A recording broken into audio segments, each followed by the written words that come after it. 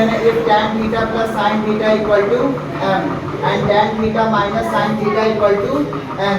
तो हमें प्रूफ क्या करना है, m square minus n square is equal to 4 under root mn। ठीक, अब देखो यहाँ m की वैल्यू क्या गिवन है, tan थीटा और प्लस sin थीटा का होल स्क्वायर माइनस n की वैल्यू हमारे पास क्या गिवन है, tan थीटा और माइनस sin थीटा का whole square equal to 4 under root m की वैल्यू क्या गिवन है, tan थीटा और प्लस sin थीटा और n की वैल्यू क्या गिवन है, tan थीटा और माइनस sin थीटा। ठीक, अब देखो यहाँ पे a प्लस b का होल स्क्वायर क्या हो जाएगा, a square plus b square, a square plus b square plus 2a और यहाँ पे क्या हो जाएगा b।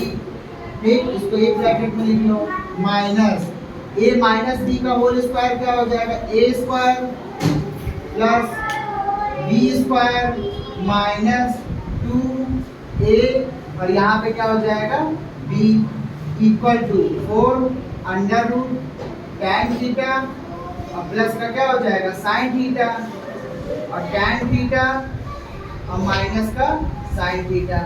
ठीक, अब देखो यहाँ tan थीटा का होल स्क्वायर लिखा हुआ, तो इसको हम लिख सकते हैं क्या, tan square theta sin theta का whole square plus sin square theta plus 2 tan theta और फिर क्या हो जाएगा sin थीटा।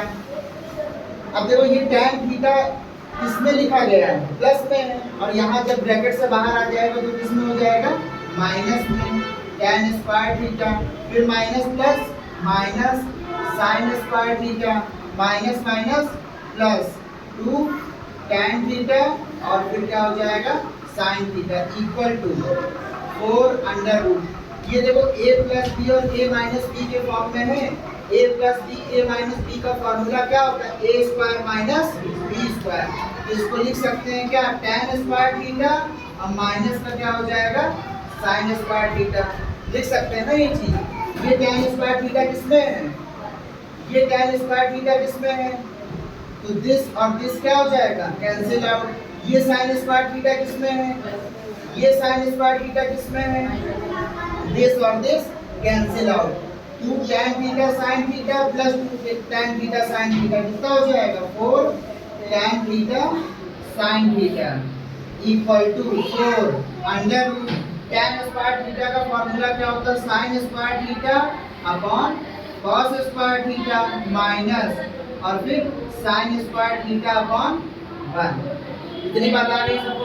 फिर देखो इसको हम इस साइड लिखेंगे 4 tan theta sin theta equal to ये cos स्क्वायर थीटा और 1 का एलसीएम क्या आ जाएगा, cos स्क्वायर थीटा, तो लिखेंगे 4 अंडर रूट एलसीएम कितना आया cos स्क्वायर थीटा।